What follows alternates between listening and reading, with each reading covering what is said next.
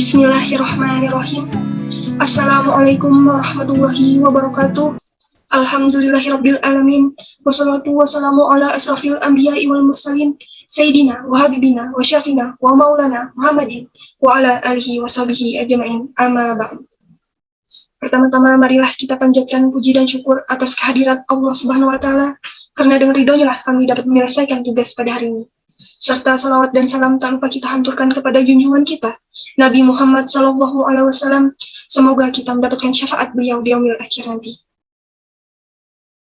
Yang terhormat dosen pengampu mata kuliah Fikih Muamalah Bapak Zulkifli SEI MSj dan teman-teman semua yang berbahagia. Baik, pada kesempatan kali ini kami dari kelompok 1, yaitu saya sendiri, Safira Albina, dan teman-teman saya, Aulia Maharani dan Yeyin Cornelia, akan bahas mengenai materi ruang lingkup harta atau al-am wa al. Harta merupakan kebutuhan inti dalam kehidupan, di mana manusia tidak akan bisa terpisah darinya. Harta dalam pandangan Islam pada hakikatnya adalah milik Allah Subhanahu wa taala, di mana Allah telah menyerahkannya kepada manusia untuk menguasai harta tersebut, sehingga orang tersebut sah memiliki hartanya. Sebagaimana yang tertuang dalam Quran Surah Ar-A'raf ayat 128, yang artinya, Allah adalah pemilik sempurna dan mutlak atas segala yang ada di bumi, laut, dan udara.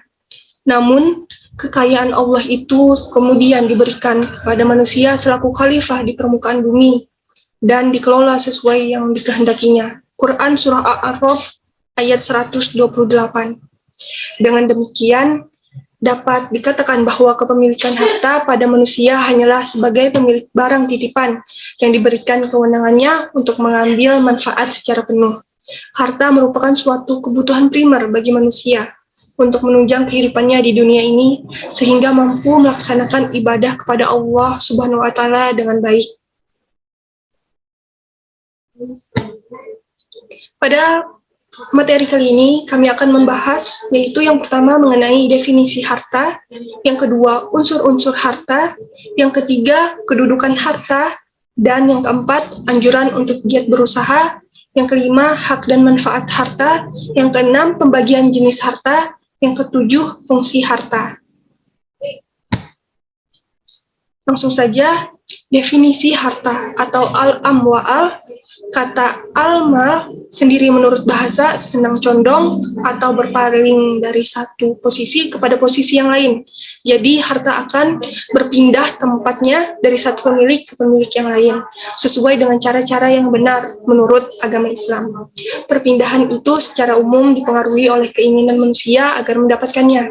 Dalam Kamus Besar Bahasa Indonesia, harta memiliki makna yaitu segala kekayaan yang dimiliki seseorang, baik terwujud ataupun tidak dipandang sebagai harta. Dalam Al-Quran pun, lafaz al-mal atau al-amwa'al digunakan sebanyak 87 kali atau 87 ayat. Adapun pendapat-pendapat mengenai apa itu harta.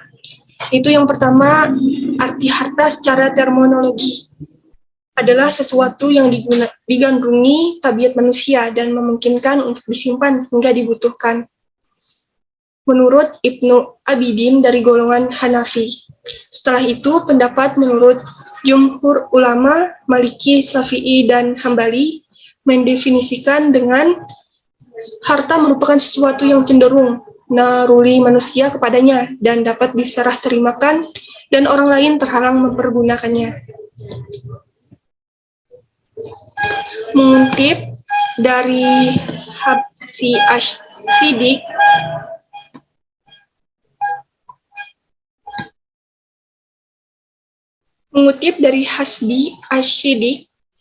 Hendi Suhendi memberikan penjelasan yang lebih rinci terhadap konsep harta yang diuraikan dalam beberapa ciri yang terdapat pada harta. Yang pertama, nama selain manusia, yang diciptakan Allah untuk mencukupi kehidupan manusia. Dapat dipelihara pada suatu tempat dan dikelola dengan jalan ikhtiar. Yang kedua, sesuatu yang dapat dimiliki oleh setiap manusia, baik oleh seluruh manusia maupun oleh sebagian manusia. Yang ketiga, yaitu sesuatu yang sah atau sesuatu yang dapat diperjualbelikan. atau digunakan untuk jual beli. Yang keempat yaitu sesuatu yang dapat dimiliki dan mempunyai nilai atau harga, seperti biji beras yang dapat dimiliki oleh manusia. Yang kelima, sesuatu yang dapat berwujud. Dan yang keenam, sesuatu yang dapat disimpan dalam waktu yang lama atau sebentar dan dapat diambil manfaatnya ketika dibutuhkan. Yang selanjutnya itu kita akan bahas mengenai unsur-unsur harta atau al-amwal. Harta mempunyai dua unsur asasiyah. Yang pertama yaitu ainiyah, yaitu harta itu ada wujudnya dalam kenyataan atau ayan. Maka manfaat sebuah rumah yang dipelihara manusia tidak disebut harta, tetapi termasuk milik atau hak milik.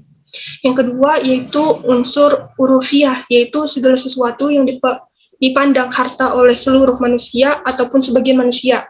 Tidaklah manusia memelihara sesuatu kecuali menginginkan manfaatnya, baik manfaat madiyah atau manfaat manawiyah.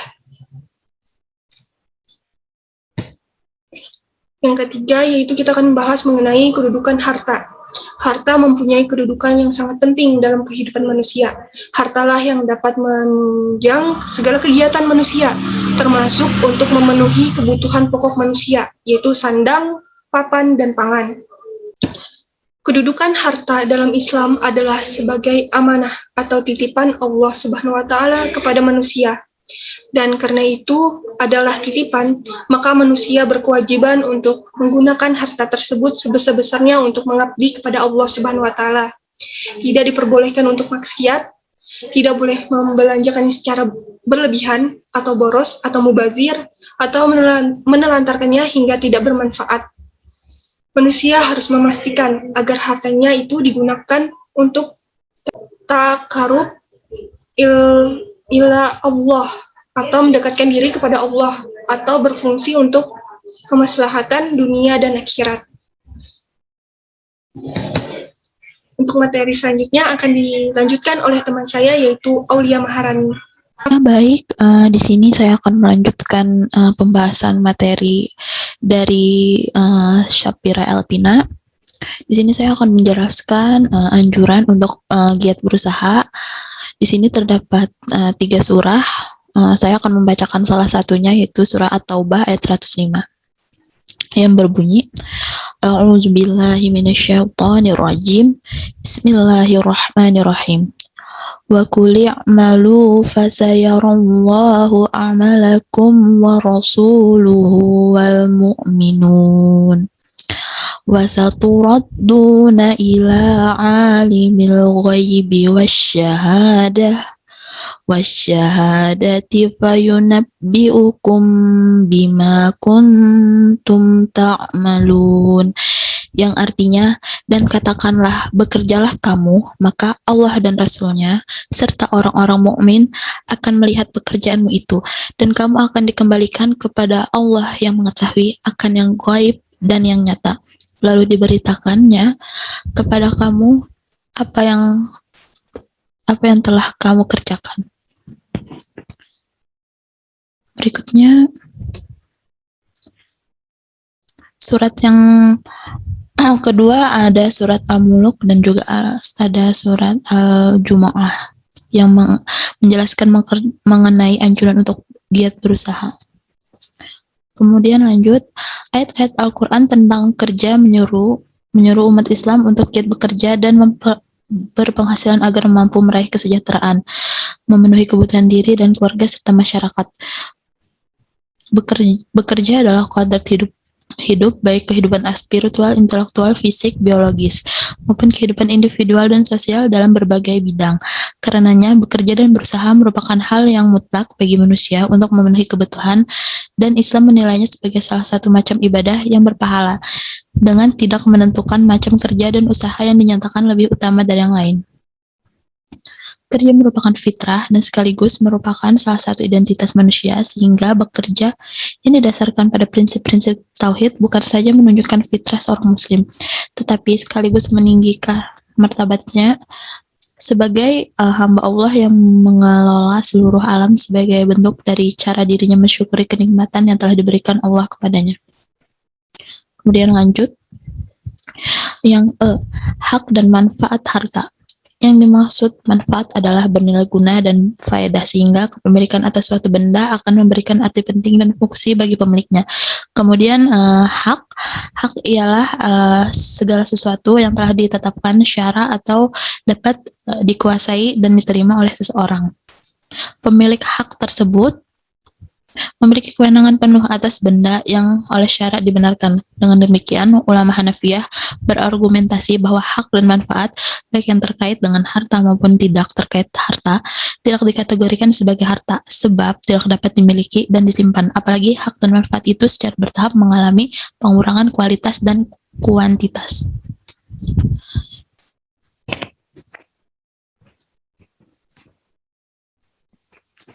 Jumhur ulama menegaskan hak dan manfaat tetap termasuk harta, sebab masih ada kemungkinan untuk dapat dimiliki dan dikuasai, yaitu kepemilikan dan penguasa yang melekat pada benda yang bermanfaat tersebut.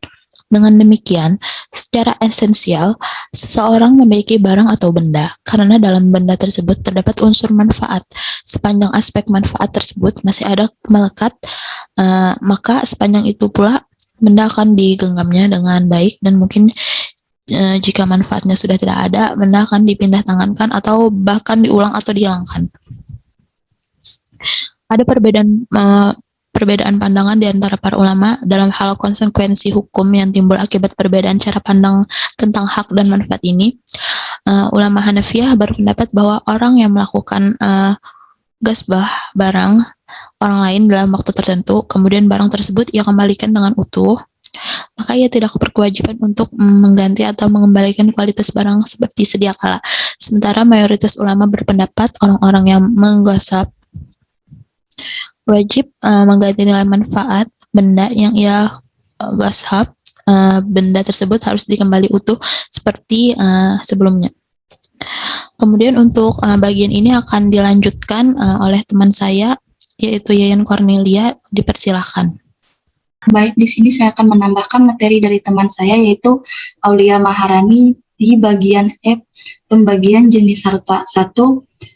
Harta mutakawim dan harta gahir al-mutakawim. Harta mutakawim ialah segala sesuatu yang dapat dikuasai dengan pekerjaan dan dibolehkan syarat untuk memanfaatkannya. Maksud pengertian, harta gahir al-mutakawim merupakan kebalikan dari harta mutakawim, yakni segala sesuatu yang tidak dapat dikuasai dengan pekerjaan dan dilarang oleh syarat untuk memanfaatkannya. 2. Mal mistis dan mal kimin. Harta mistis dan kimin sebagai sesuatu yang memiliki persamaan atau kesetaraan di pasar, tidak ada perbedaan yang pada bagian-bagiannya atau kesatuannya. Harta yang ada duanya atau dapat diatur dengan hal serupa dapat sama disebut misil, dan harta yang tidak duanya atau berbeda secara tepat disebut kimin. 3. Mal istiqlal dan mal istimal. Harta istiqlal merupakan harta yang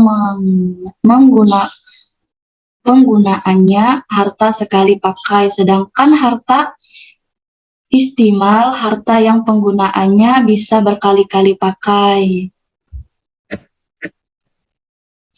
4. Mal makul dan mal gahir al-makul. Harta mal makul yaitu harta yang dapat dipindahkan dan diubah dari tempat satu ke tempat yang lain, baik tetap pada bentuk dan keadaan semula ataupun berubah bentuk dan keadaannya dengan perpindahan dan perubahan tersebut.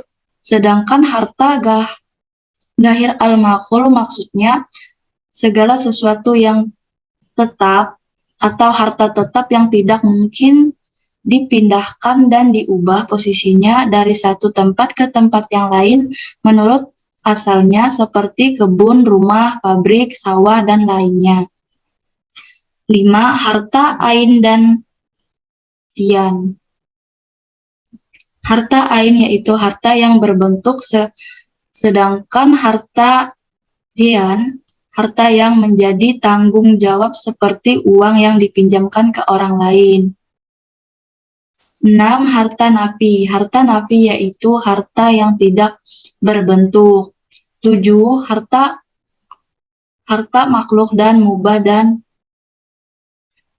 makjur. Harta makhluk yaitu harta yang sesuatunya memiliki kepemilikan baik individu, umum, atau negara. Harta mubah yaitu hukum harta pada asalnya, yaitu tidak ada yang memiliki. Sedangkan harta majur yaitu harta yang tidak boleh dimiliki pribadi.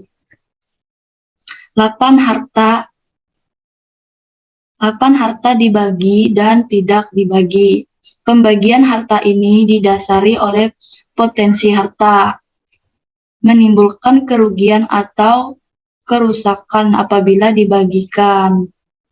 Harta yang dapat dibagi yaitu harta tidak menimbulkan kerugian atau kerusakan apabila dibagikan seperti beras. Sedangkan harta yang tidak dapat dibagi yaitu harta menimbulkan kerugian atau kerusakan apabila dibagikan seperti benda-benda mewah. 9. Harta pokok dan hasil. Harta pokok ialah harta yang mungkin menimbulkan harta lain atau dalam istilah ekonomi disebut harta modal. 10. Harta kas dan harta kas yaitu harta memiliki individu yang tidak boleh diambil manfaatnya jika tidak direstui pemiliknya. Sedangkan harta yaitu harta milik umum yang dibebaskan dalam mengambil manfaatnya. G. Fungsi harta. Fungsi harta yang sesuai dengan syarat antara lain untuk kesempurnaan ibadah, mahdalah, pemeliharaan dan peningkatannya, keimanan dan ketakwaan kepada Allah Subhanahu wa Ta'ala, meneruskan estafet kehidupan, menyelenggarakan antara kehidupan dunia dan akhirat, bekal mencari dan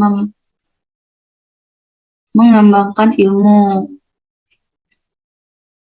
keharmonisan hidup, bernegara, dan bermasyarakat untuk memutarkan peran-peran kehidupan untuk menumbuhkan silaturahmi. Mungkin sekian dari kelompok kami. Waalaikumsalam warahmatullahi wabarakatuh.